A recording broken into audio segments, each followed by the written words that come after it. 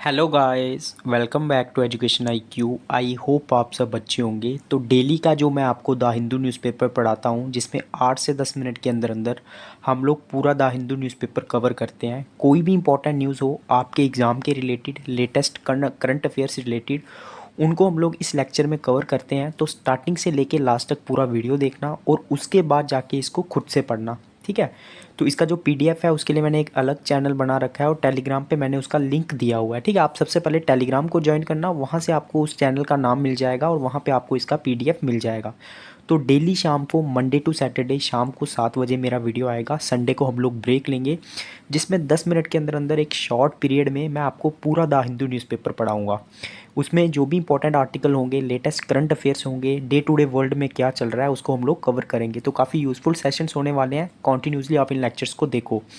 तो स्टार्ट करते हैं आज का द हिंदू न्यूज़पेपर। मेरा नाम है अभिलाष। आपको पता है अभी कल ही 1 फरवरी को हमारा जो है वो बजट पेश होता है। तो आज जो पूरा न्यूज़पेपर आया ना, वो बजट के ऊपर ही आया है। जो भी इंपॉर्टेंट चीज़ें होंगी बजट को लेके, उसको मैं आपके सामने डिस्कस करूँगा। तो आप लोग जो है इसको पूरा जो है लेक्चर मेरा देखना, और भी जो भी इंपॉर्टेंट न्यूज़ होगी उसको भी हम लोग कवर कर देंगे।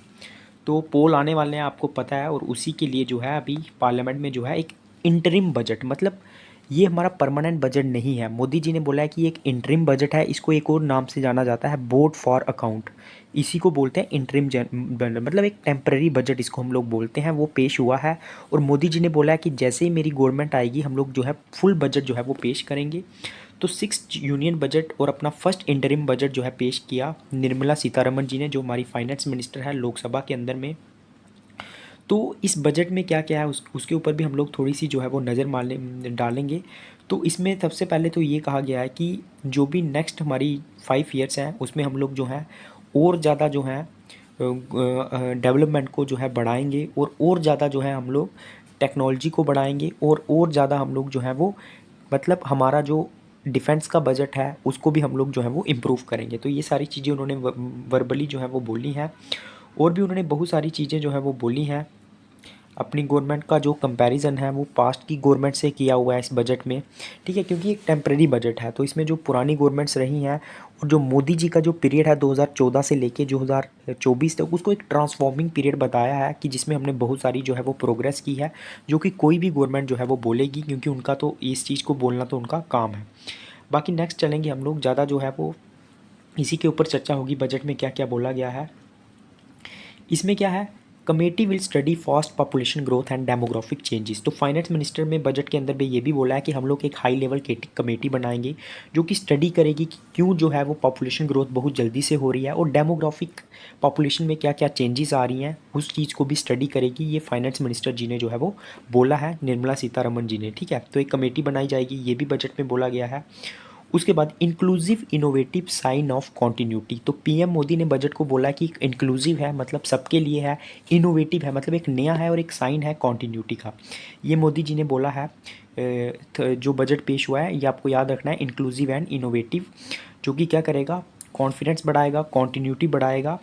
तो ये जो है बजट 2016 से पहले, मतलब सॉरी 2024 इलेक्शन से पहले इसको पेश किया गया है। और मोदी जी ने बोला है कि हमारा जो विकसित भारत बनने का सपना है, 2047 तक हम लोग जो डेवलप्ड कंट्री बनना चाहते हैं, उसमें भी ये जो है वो हमारी हेल्प करेगा।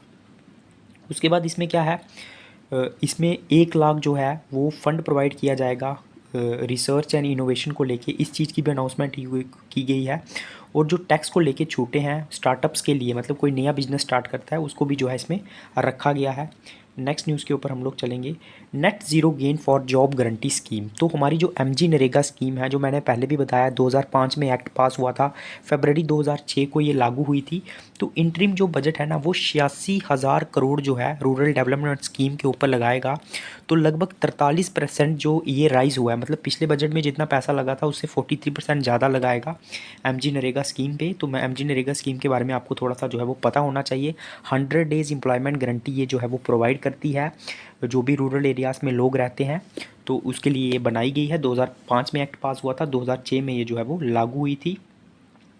उसके बाद मैं आपको थोड़ा सा एक ब्रेकडाउन बताऊंगा कि कितना पैसा किस चीज़ में लगा हुआ है। बजट को मैं थोड़ा सा, जो इंटरिम बजट है उसको, जो बिगर रेक्टेंगल्स हैं, जो बड़े बड़े रेक्टेंगल्स हैं ना, वो ज़्यादा स्पेंडिंग दिखा रहे हैं, मतलब ज़्यादा पैसा उसमें लगा हुआ है।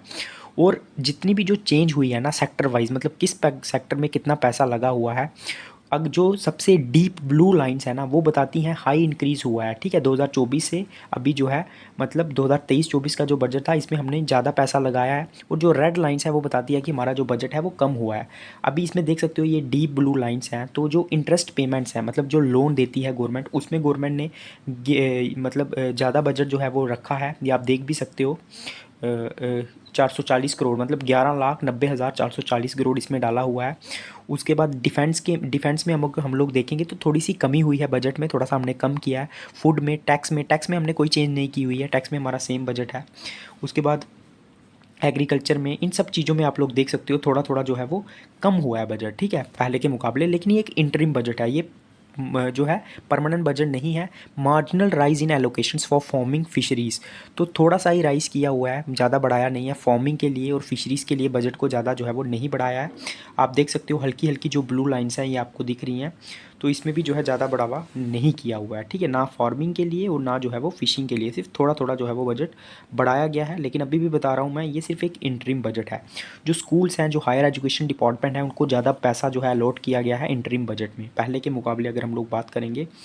उसके बाद जो फर्टिलाइज़र सब्सिडी है वो कम किया गया है, फूड सब्सिडी को इंक्रीज़ किया गया है, ठीक है। जो फर्टिलाइज़र जो हम लोग किसान यूज़ करते हैं जो सब्सिडी के लिए, उसको जो है थोड़ा सा कम किया है, लेकिन फूड के ऊपर आपको जो है वो ज़्यादा सब्सिडी मिलेगी जो फूड लगाएंगे।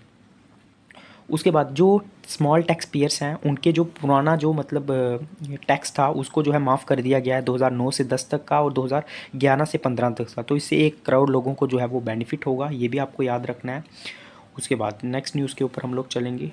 आशा anganwadi stop get health cover, तो आपको पता है बहुत सारी जो है मतलब हड़तालें चल रही थी आंगनवाड़ी को लेके, टैक्स को लेके, तो इनको जो है हेल्थ कवर मिलेगा, इंश्योरेंस मिलेगा। आशा आशा जो वर्कर्स हैं, ये नेशनल रूरल डेवलपमेंट जो स्कीम थी 2005 में लॉन्च हुई थी, इसके तहत इनको बनाया गया था एक्रेडिटेड सोशल हेल्थ एक्टिविस्ट। कल ही मैंने इनके बारे में बताया था, ये गाँव वगैरह में फर्स्ट एड देने का काम करते हैं और छोटा मोटा जो है वो इलाज करते हैं। उसके बाद आंगनवाड़ी स्टाफ जो प्राइमरी एजुकेशन तक प्रोवाइड करता है, जो 1975 में इसको लॉन्च किया गया था, तो इनको जो है हेल्थ कवर मिलेगा, इंश्योरेंस मिलेगा। उसके लिए होम मिनिस्ट्री ने 90,658,63 करोड़ जो है वो लॉन्च किए गए हैं।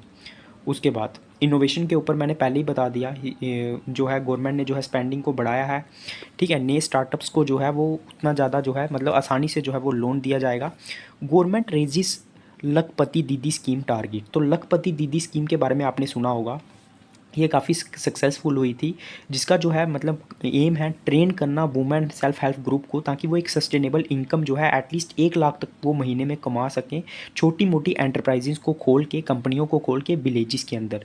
तो इसको जो है और ज़्यादा बढ़ावा गया है, इसमें 2 से 3 करोड़ तक जो है इसमें बजट एलोकेशन किया गया है, ताकि जो गांव वगैरह की जो लोगें मतलब औरतें रहती हैं वो अपना छोटा मोटा जो है वो काम खोल सकें। उसके बाद न्यू स्कीम्स क्या है, बायो मैन्युफैक्चरिंग के लिए, बायो फाउंड्रिंग कार्ड्स के लिए, तो ये इन्वायरमेंटली अल्टरनेटिव मतलब इन्वायरमेंट फ्रेंडली जो है पॉलीथीन बैग्स प्लास्टिक्स को जो है वो बनाएगी। उसके बाद 1 crore homes to get free power by solar panels, तो सोलर पैनल्स के थ्रू लगभग 1 करोड़ लोगों को जो है मतलब होम्स को जो है वो फ्री पावर दी जाएगी, फ्री इलेक्ट्रिसिटी दी जाएगी, इसमें भी लिखा हुआ है। उसके बाद बहुत सारे हाउसेस को बनाने की बात की गई है, जो प्रधानमंत्री आवास योजना है रूरल की, उसके तहत गवर्नमेंट स्कीम जो है मिडिल क्लासेस के लिए जो है घरों को बनाएगी, औरतों के लिए भी। उसके बाद ये देखो आवास योजना की जो है वो बात की गई है, मिडिल क्लास जो भी लोग हैं उनके लिए जो है वो घरों को बनाया जाएगा, लगभग 2 करोड़ जो है वो बनाए जाएंगे प्रधानमंत्री आवास योजना के तहत। उसके बाद 3 इकोनॉमिक रेल कॉरिडोर बनाए जाएंगे, इसके ऊपर भी बात की गई है।